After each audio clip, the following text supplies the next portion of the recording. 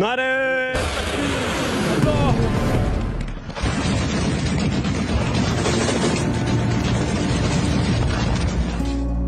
রাত গভীর হতেই হঠাৎ গর্জে উঠেছে কামান, আর একের পর এক বিস্ফোরণে কেঁপে উঠেছে সীমান্ত এলাকা। রাতভর আফগান সেনাদের সঙ্গে ভয়াবহ সংঘর্ষে জড়িয়ে পড়ে পাকিস্তানি বাহিনী।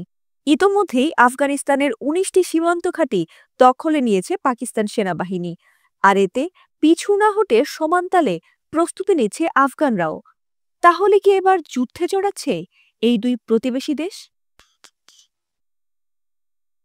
শনিবার মধ্যরাতে আফগানদের কুনার জাগায় তুর্কমানজাই, শহীদান ও ডুরান মেলার সামরিক ঘাঁটিতে গোলাবারুদের ঝড় বইয়ে দেয় পাকিস্তান। এতে আফগান সেনাদের বেশ কয়েকজন আহত ও নিহত হয়েছেন এবং অনেকে পালিয়েও গেছেন বলে দাবি ইসলামাবাদের।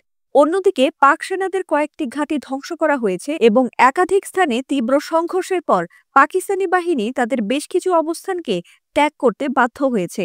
সংঘর্ষ হয়েছে পাক আফগান সীমান্তের পাকতিয়া খোস্ত হেলমান্দ ও নানগাহার প্রদেশেও।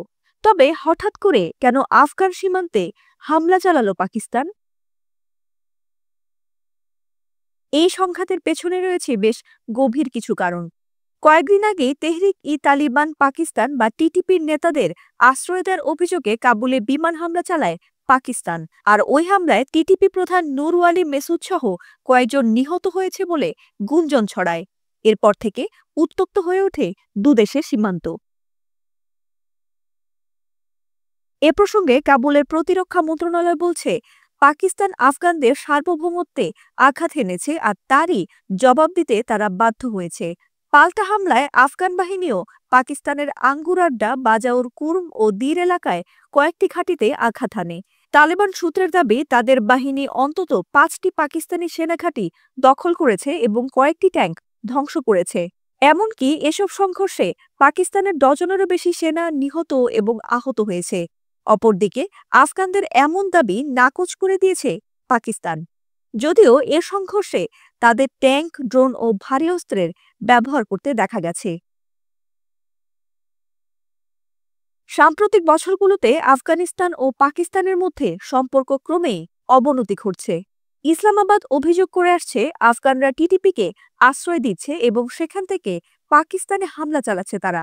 অন্যদিকে কাবুলের দাবি, পাকিস্তান নিজস্ব রাজনৈতিক উদ্দেশ্য হাসিলের জন্য সীমান্তে অস্থিতিশীলতা তৈরি করছে। বিশ্লেষকদের মতে, এই সামরিক সংঘর্ষ দুই প্রতিবেশী দেশের সম্পর্ককে আরও জটিল করে তুলতে পারে, এমনকি যুদ্ধে জড়ানোরও সম্ভাবনা রয়েছে বলে ধারণা করা হচ্ছে। এই রক্তক্ষয়ী সংঘর্ষ কেবল সীমান্ত নয়, বরং দক্ষিণ এশিয়ার শান্তি ও ভূরাজনীতির ওপরও ছায়া ফেলবে, এমনটাই আশঙ্কা করছেন বিশ্লেষকরা। ফাতিমা সুলতানা, এটিএন বাংলা।